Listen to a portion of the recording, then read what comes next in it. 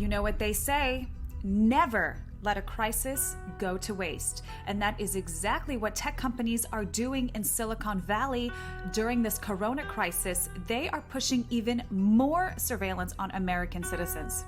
As countries use tech to tackle COVID-19, human rights groups warn digital surveillance measures threaten freedoms and privacy. From facial recognition to phone tracking, governments are turning to technology to trace infections and keep tabs on the population as they enforce lockdowns, curfews, and quarantines.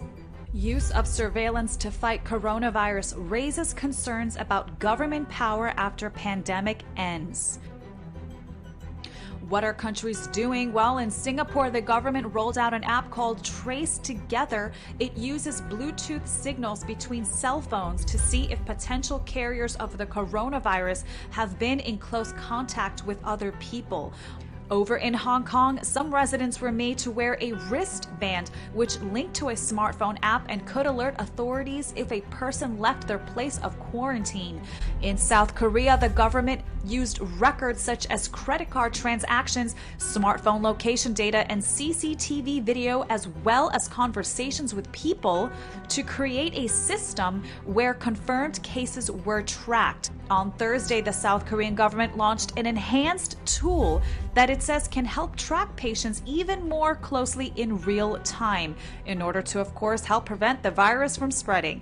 Interestingly enough, Albert Foxconn, who is executive director of Surveillance Technology Oversight Project, he said, quote, "We have absolutely no reason to believe that the government agencies that are eager to expand their power in response to COVID-19 will be willing to see these authorities lapse once the virus is eradicated."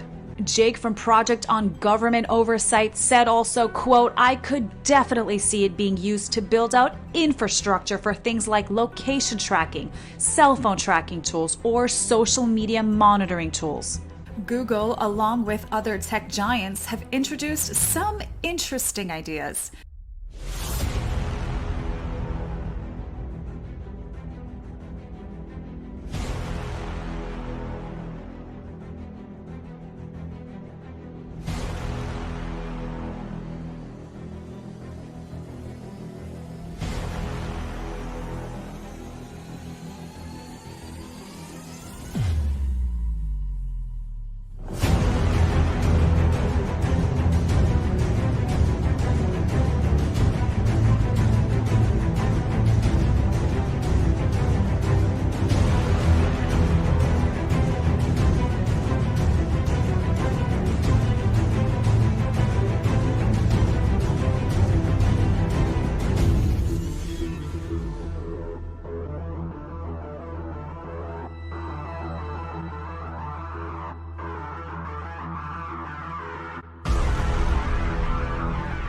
Mass surveillance on its people have roots going back to the Soviet Union and East Germany, something that we see in China today, and something that these tech companies are trying to push in the West and in America.